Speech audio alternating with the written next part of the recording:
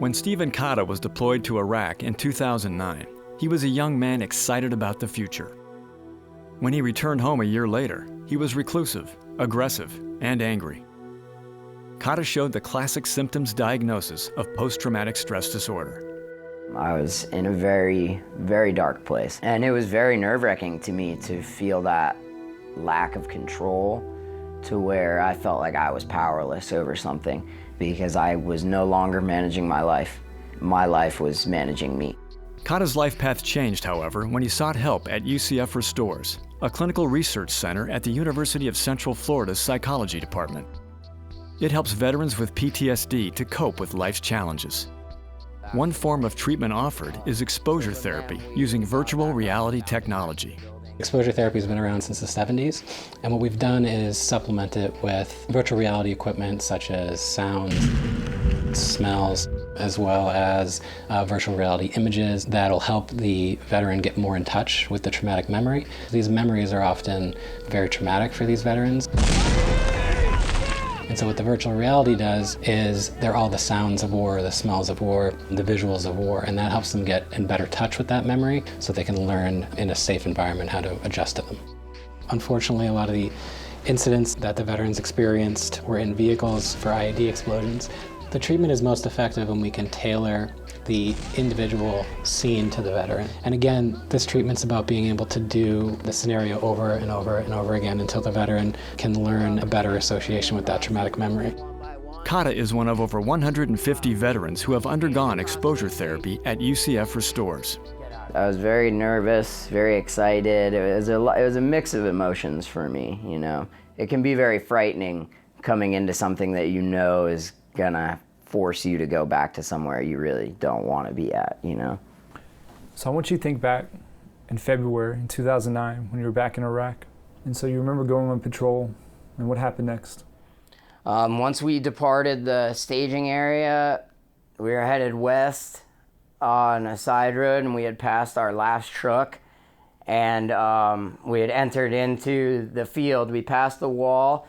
What it is that's great about this program is that it shows you how to handle and manage yourself, because really you're kind of just like a lost child when you're before. Prior to this program, I was having a lot of issues with my post-traumatic stress, and I think that it was mostly a lot of fear. I was very afraid that no one could help me and nobody could understand. So when I was in the virtual reality, it showed me that I can do it myself. Once we were about halfway through the graveyard, we received small arms fire from the southwest corner. Immediately hit the ground and was scanning my sector and just trying to see any type of positive identification from the building where we were receiving the fire. At the same time, a lot of communication was going on. When we talk to our veterans when they come into the program, we tell them that, you know, this memory is never going to be something pleasant. It's never going to be, you know, something that's good to think about. But what we can do is help reduce a lot of the pain and a lot of the anxiety that comes up when you think about it. And my best friend's truck was hit with a hand grenade. And when that hand grenade went off, I can remember being extremely frightened because it was my closest friend's vehicle. You have to completely immerse yourself in it 100%.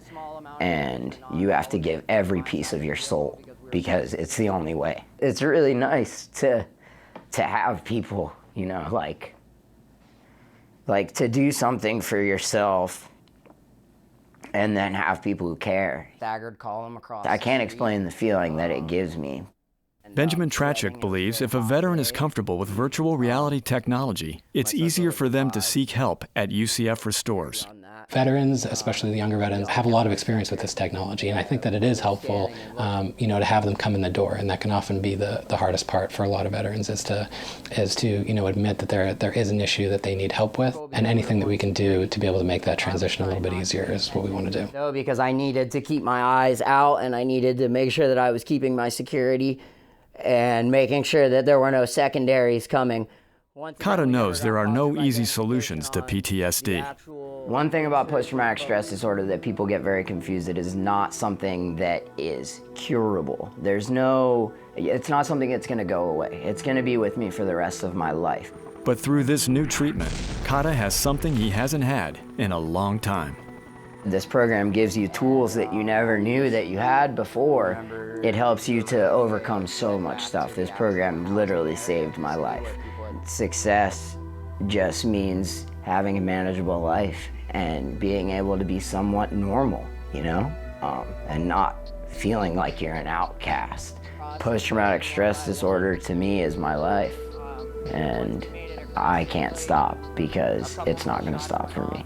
Every time that I leave this place, I just feel so much more hope inside of me that I can handle this and that I'm going to be okay, you know?